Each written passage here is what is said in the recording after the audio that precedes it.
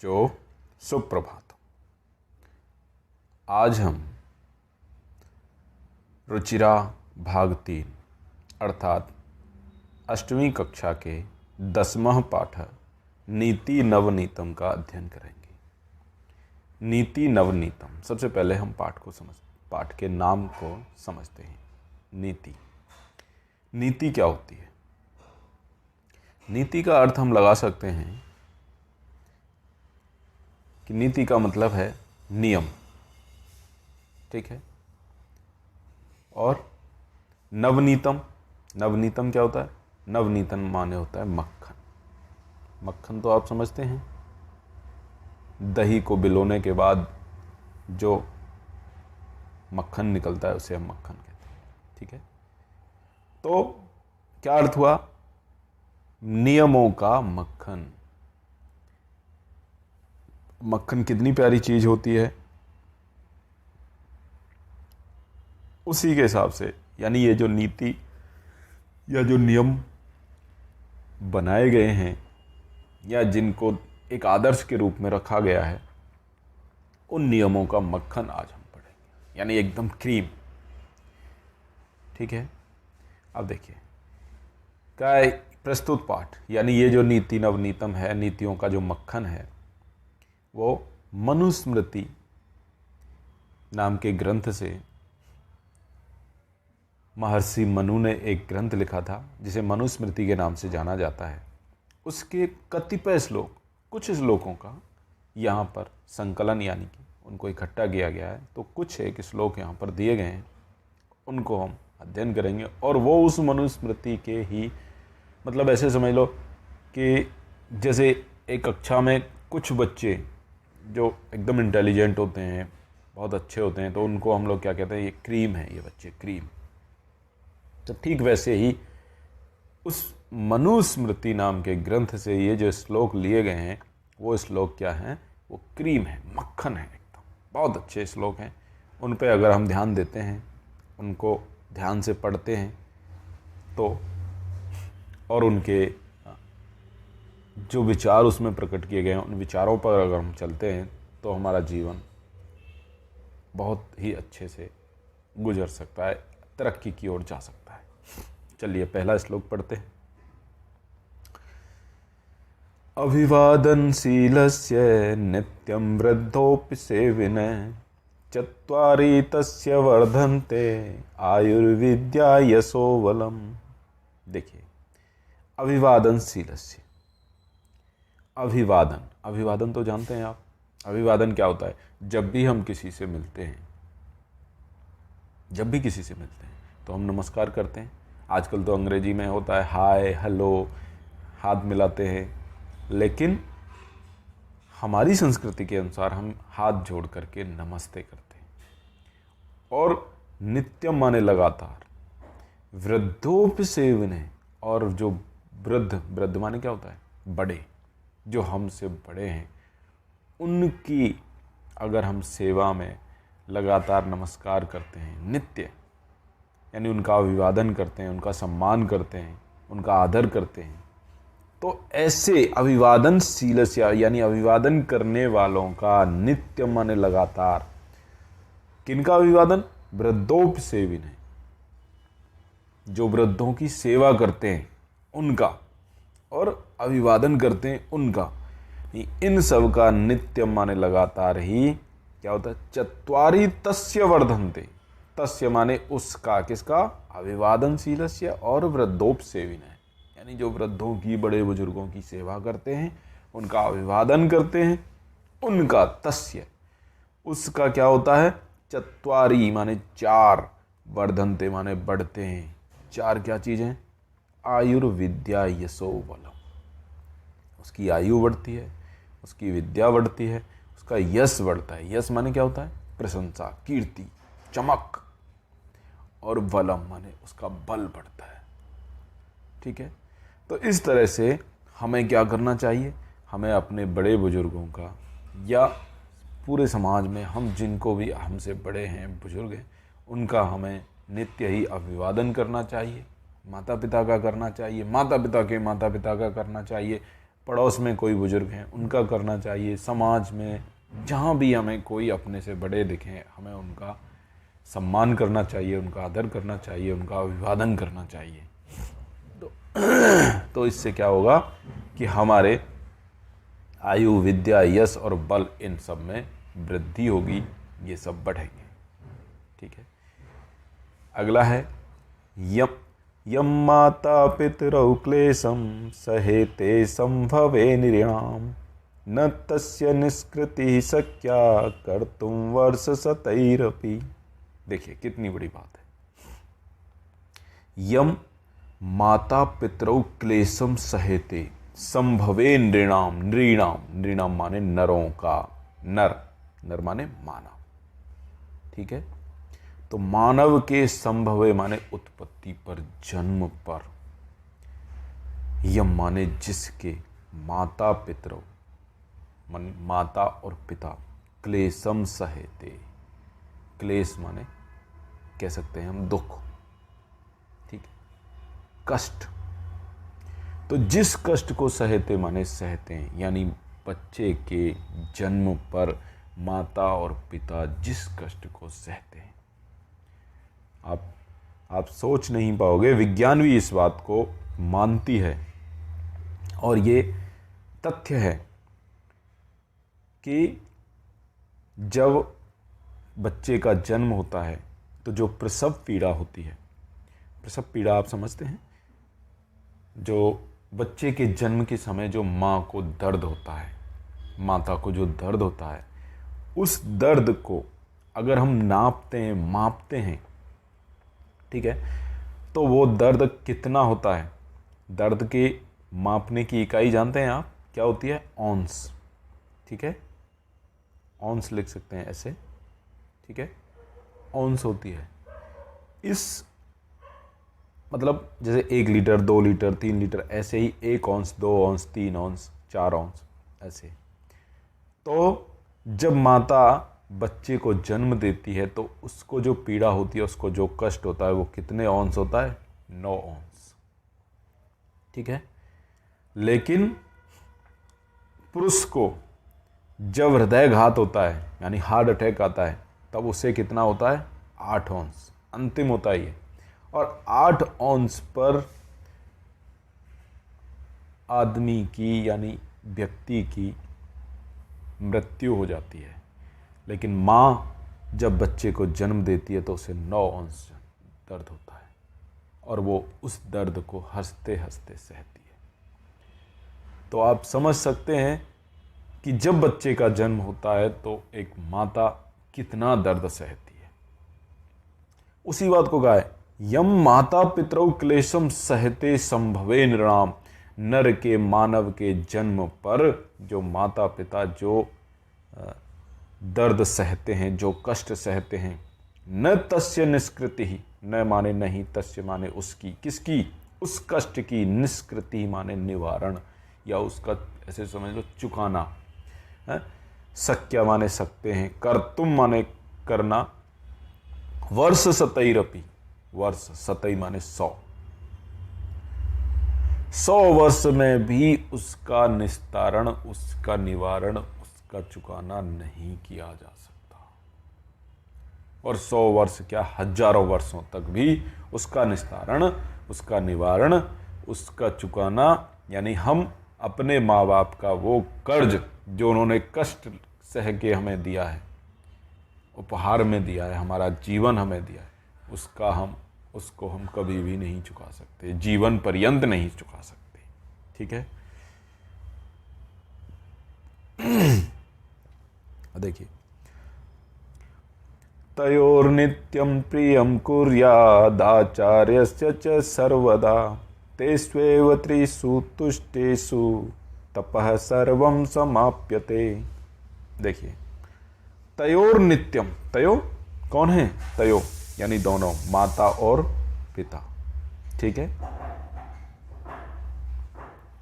तो तयोर नित्यम माने लगातार, किसका? माता और पिता का लगातार। प्रियम कुर्यात, प्रिय करना चाहिए, कुर्यात माने करना चाहिए।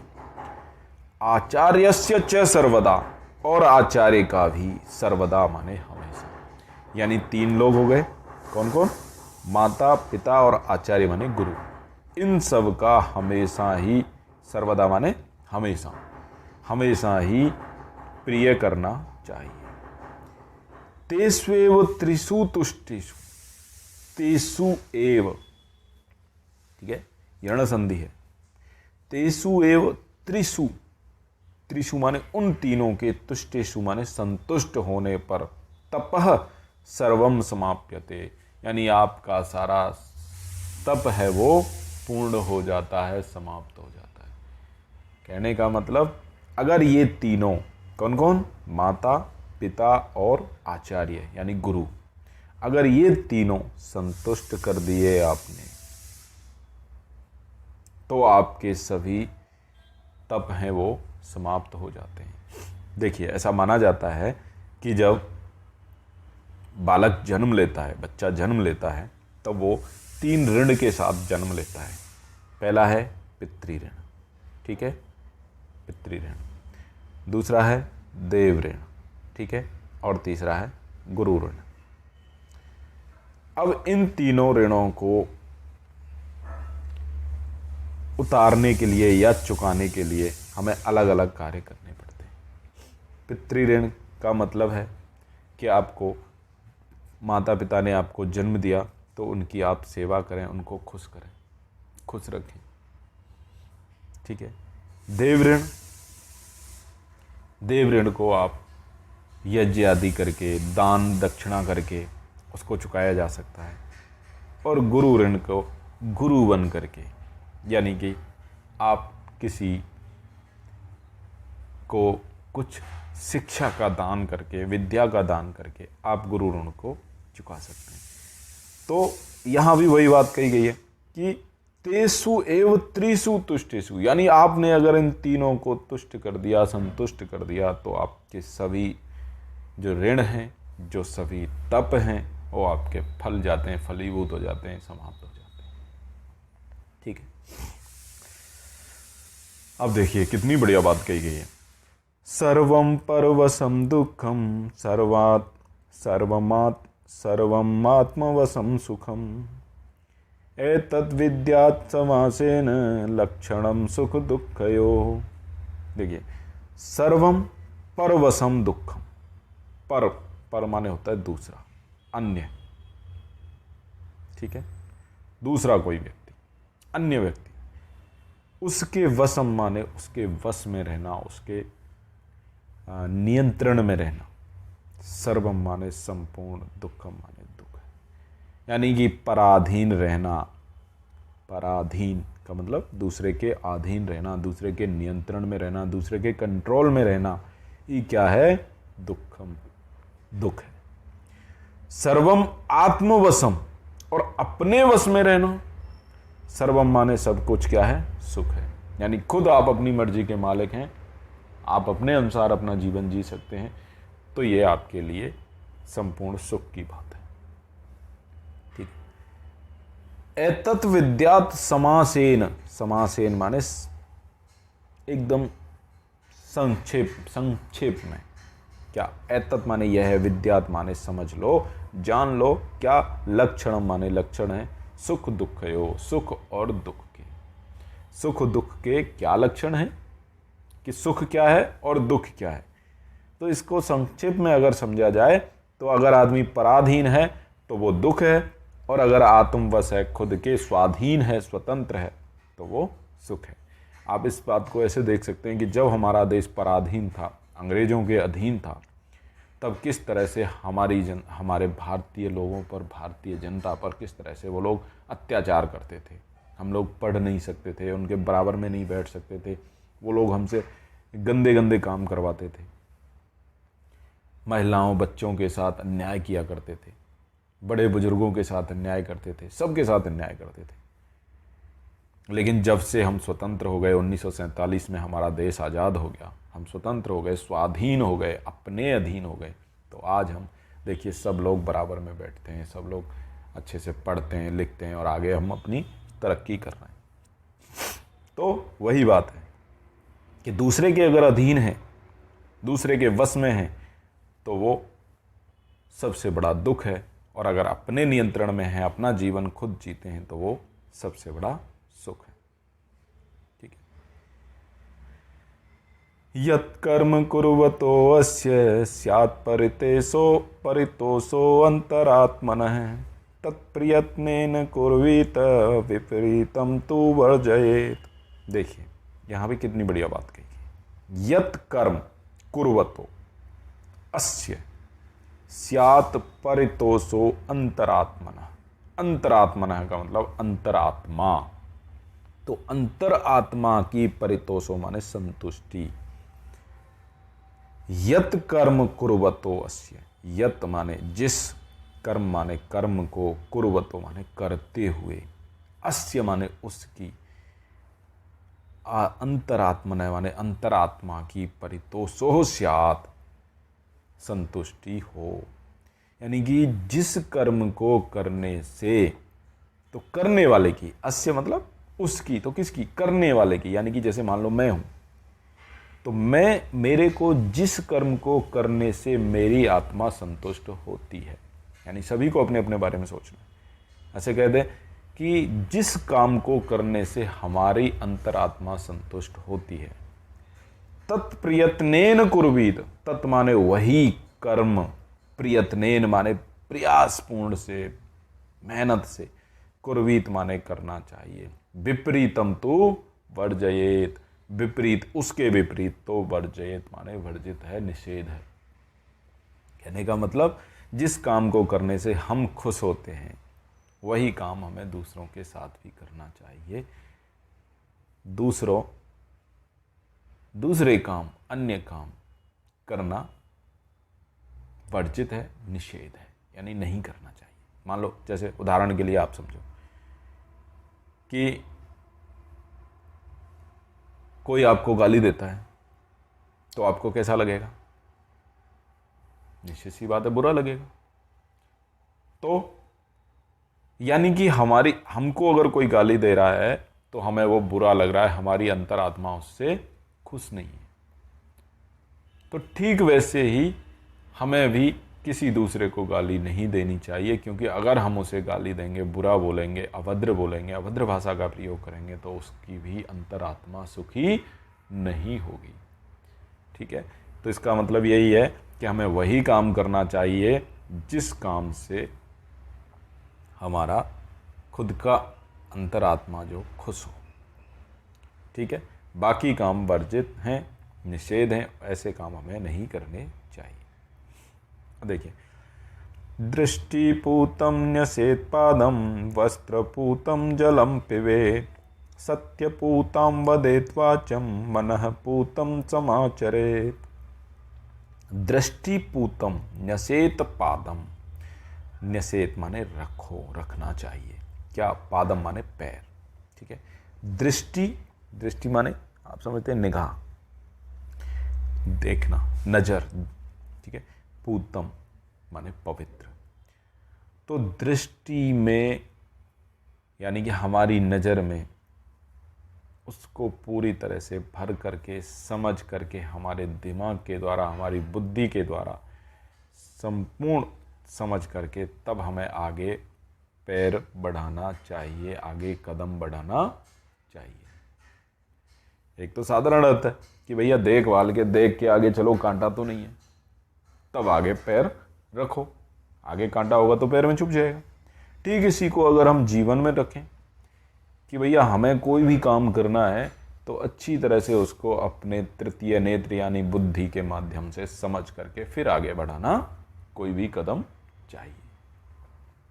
वस्त्रपूतम जलम पिबेत, और वस्त्रपूतम, वस्त्र में पूतम मान वस्त्र से पवित्र करके, अर्थात वस्त्र में छान करके, जलम पिबेत, जल को पीना चाहिए।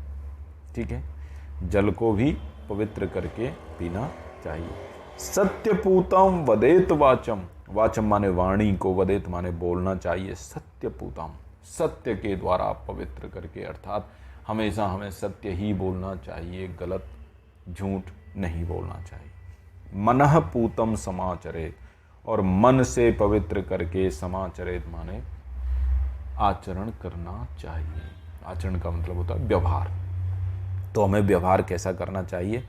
उसे मन में सोच कर समझ कर उसे पवित्र कर, यानी मन से पवित्र करके, मन से छान करके कि ये काम अच्छा है, ये व्यवहार अच्छा है, तो वैसा व्यवहार हमें करना चाहिए। ठीक है, तो कहने का मतलब यही है, इसका संपूर्ण, इसका सार, इस पूरे श्लोक का सार यही है कि हमें जो भी कदम आगे बढ़ाना चाहिए, हमारे व्यवहार में जो भी चीज़ होनी चाहिए, वो उसे हम अच्छी तरह से अपने बुद्धि के द्वारा, अपने दिमाग के द्वारा, अपनी विद्या के द्वारा उसको समझ करके, जान करके तब आगे बढ़ना चाहिए। ठीक है, इस तरह से ये आपका पाठ पूर्ण हो जाता है। आगे आपके शब्दार्थ आते हैं। आप इनको आराम से पढ़ करके, देख करके, वीडियो को पॉज करके कि अपनी पाठ्य पुस्तक में लिख सकते हैं। लिख करके आपको याद करना चाहिए। अब आगे चलते हैं अभ्यास। अभ्यास प्रश्न देखिए,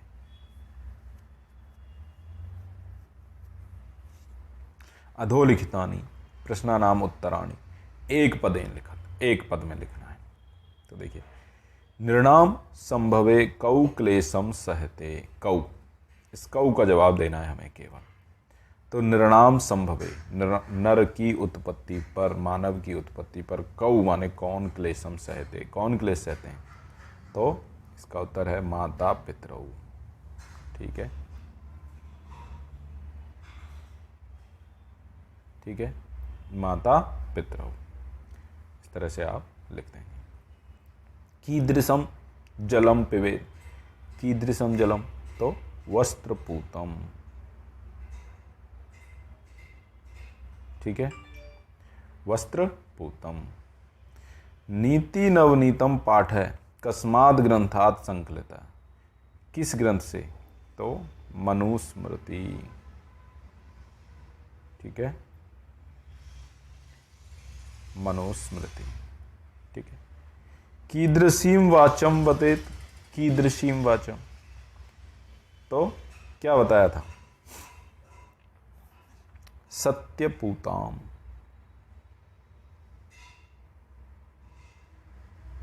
ठीक है, सत्यपूताम, केवल इतना ही उत्तर लिखा। और ये गलती से यहाँ पर लिखा हुआ है, ये इस पाठ से संबंधित नहीं है। ठीक है, दुखम किम भवति।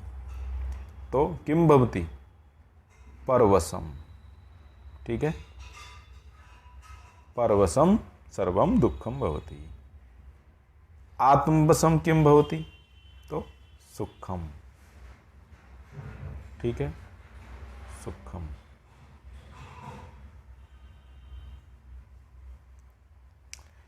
कीदृशम कर्म समाचरेत, मनः पूतम। ठीक है, मनः पूतम समाचरेत।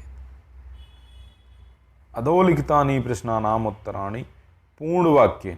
इसका हमें पूर्ण वाक्य में उत्तर लिखना है। देखिए, पाठेस्मिन् सुख दुखयो किम लक्षणम। तो किम लक्षणम, तो लक्षण लिखना है। क्या था? पहले का उत्तर लिखेंगे तो सुख दुखयो किम लक्षणम, तो आत्मवशम,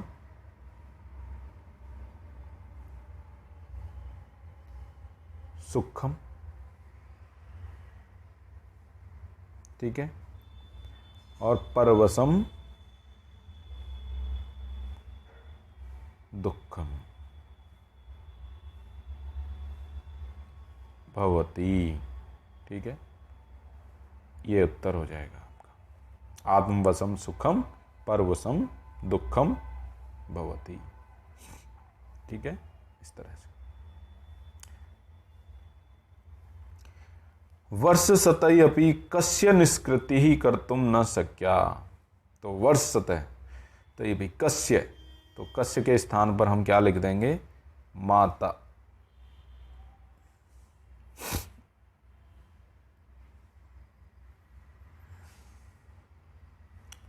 पित्रो। ठीक है। और वर्ष सतयपि माता पितरोः निष्कृति कर्तुम न शक्या, और इसको हम पूर्ण विराम लगा देंगे, ठीक है। इस तरह से हो जाएगा। त्रिषु तुष्टेषु तपः समाप्यते वाक्येऽस्मिन् त्रयः कः के सन्ति। तो हम के स्थान पर यहाँ पर क्या लिख देंगे, माता पिता और गुरु, गुरुश्च, ठीक है। तो जाएगा त्रिषु तुष्टेषु तपः समाप्यते वाक्येऽस्मिन् त्रयः माता पिता गुरुश्च सन्ति, और पूर्ण विराम, ठीक है। अस्माभिः कीदृशं कर्मं कर्तव्यम। तो कीदृशम के स्थान पर हम क्या लिख देंगे, कीदृशम कर्मम मनः पूतम, ठीक है। मनः पूतम कर्मम कर्म कर्तव्यम। तो अस्माभिः मनः पूतम कर्म कर्तव्यम, पूर्ण विराम, ठीक है। अभिवादनशीलस्य कानि वर्धन्ति। तो कानि के स्थान पर हम क्या लिख देंगे, आयुर्विद्या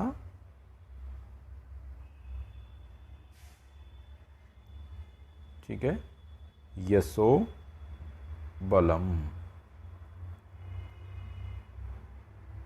ठीक है। तो अभिवादनशीलस्य आयुर्विद्या यशो बलम वर्धन्ते, और पूर्ण विराम, ठीक है। सर्वदा केसाम प्रियम कुर्यात, केसाम, तो वही आ जाएगा, किनका करना चाहिए, माता पिता गुरुश्च, ठीक है। तो केसाम के स्थान पर क्या लिख देंगे, माता पिता गुरुश्च, सर्वदा माता पिता गुरुश्च प्रियम कुर्यात, गुरोश्च ऐसे कर दीजिए।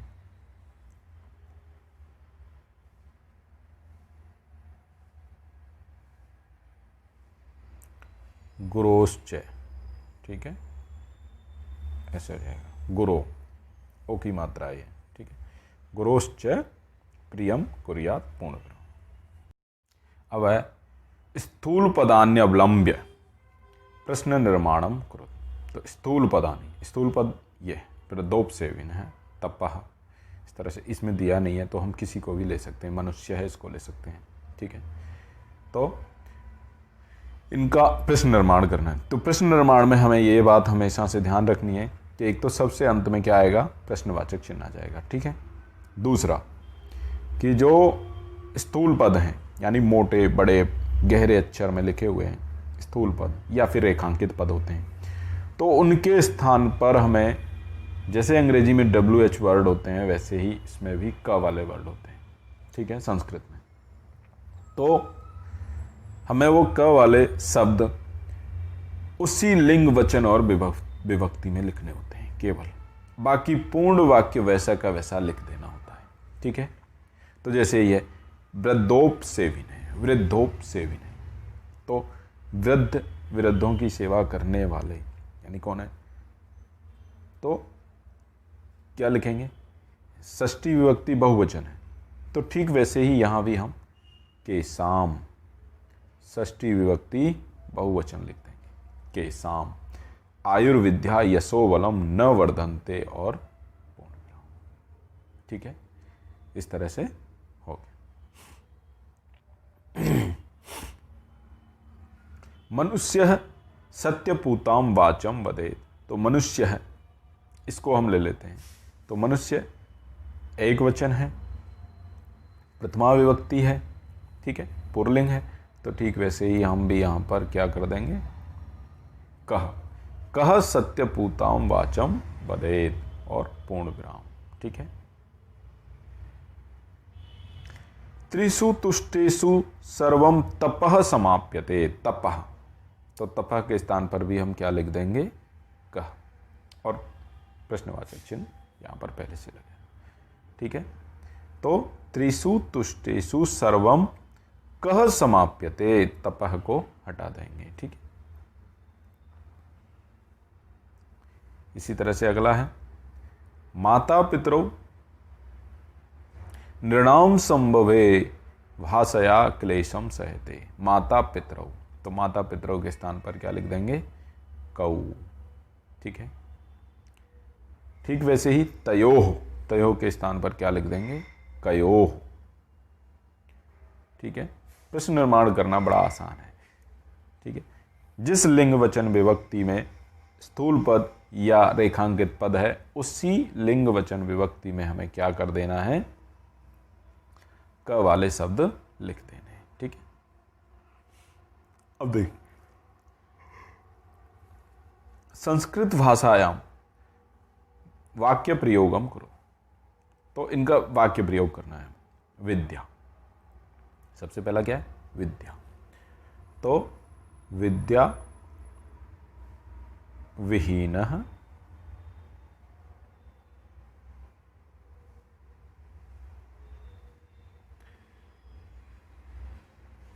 पशु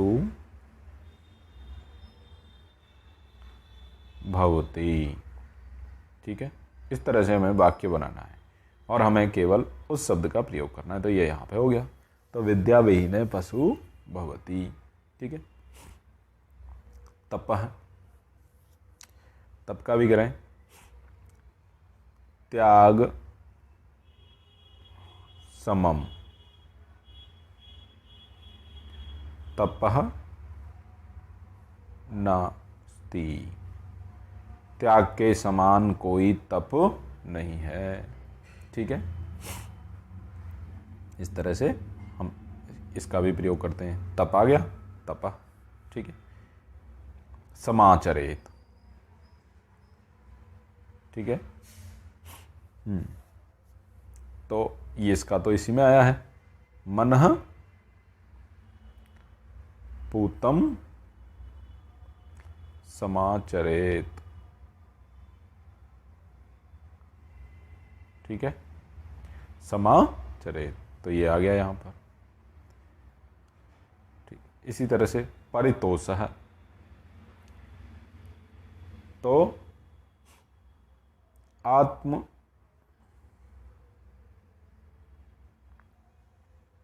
तोषः एव परितोषः।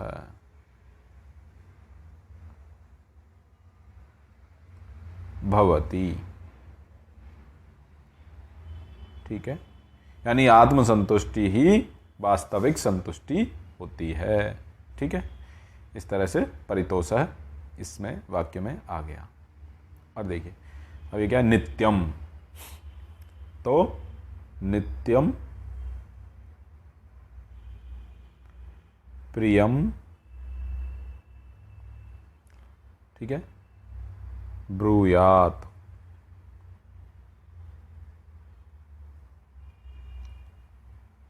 नित्य प्रिय बोलना चाहिए या बोलो। ठीक है। अब देखिए आगे, शुद्ध वाक्यानाम समक्षम आम, आम मतलब हाँ, अशुद्ध वाक्यानाम समक्षम च न इति लिखत। तो हमें इनको देखना है कौन सा शुद्ध है कौन सा अशुद्ध है। तो अभिवादनशील से किमपि न वर्धते, अभिवादनशील का कुछ भी नहीं वर्धता है, नहीं बढ़ता है जी, नहीं बढ़ता है। तो इसलिए ये क्या हो गया? गलत हो गया, न लिखना है इसके सामने। ठीक है। माता पितरौ निर्णाम संभवे कष्टम सहेते। माता पिता उसके नर के या मानव के बच्चे के जन्म पर कष्ट सहते हैं। आम, हाँ, तो आम लिख देंगे। ठीक है। आत्मवशम तो सर्वमेव दुखम अस्ति। आत्मवशम, तो आत्मवश तो सुख होता है, इसलिए क्या हो गया? गलत हो गया, न लिख देंगे। ये न पितरौ आचार्य च संतुष्टा तस्य सर्वम तपः समाप्यते। जिसके पितरौ और आचार्य माता पिता और गुरु संतुष्ट हैं, उसके सभी तप समाप्त हो जाते हैं, फल जाते हैं। तो हाँ, तो क्या लिखेंगे? आम। ठीक है। तो क्या उत्तर हो गया? आम। ठीक है। मनुष्य है सदैव मनः पूतम समाचरेत। बिल्कुल मन से ही पवित्र आचरण करना चाहिए। तो क्या आएगा? आम। ठीक है। मनुष्य सदैव तदेव कर्म कुर्यात् येन अंतरात्मा तुष्यते। मनुष्य को हमेशा वही कर्म करना चाहिए जिससे उसकी खुद की आत्मा तुष्ट होती हो। तो बिल्कुल सही बात है, इसलिए हम क्या लिखेंगे? हाँ, ठीक है। इस तरह से ये प्रश्न आपका पूर्ण हो जाता है। देखिए, समुचित पदेन रिक्त स्थानी पूर्यत, तो इसमें से हमें ढूंढना है कौन सा है।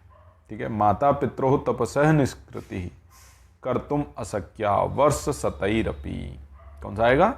वर्ष शतैरपि, 100 वर्ष में भी माता पिता के तप की को हम नहीं दूर कर सकते, उसको नहीं चुका सकते। ठीक है, नित्यम वृद्धोप सेवनः कितने वर्धन्ते?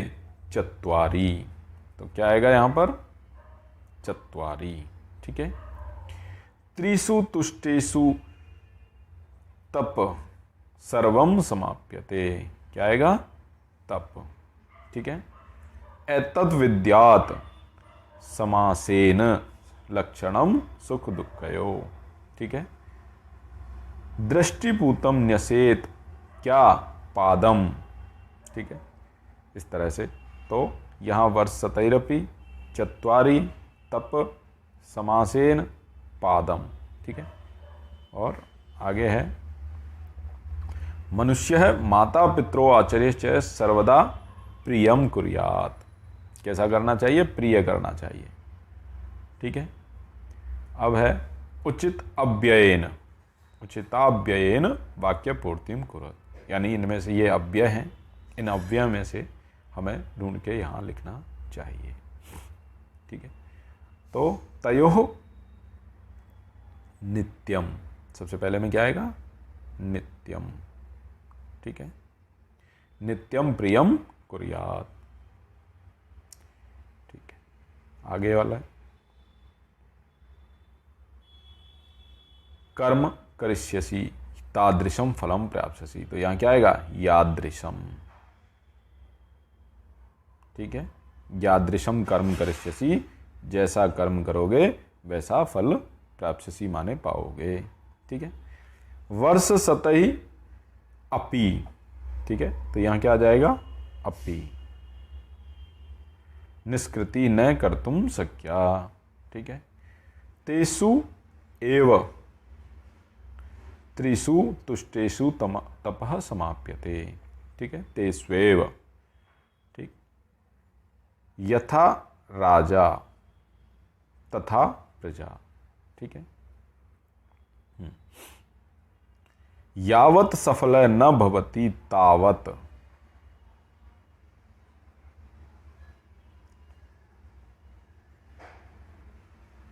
ठीक है, तो यहां पे क्या आ जाएगा? तावत्। यावत् सफल न भवति तावत् परिश्रमम कुरु, तब तक परिश्रम करो।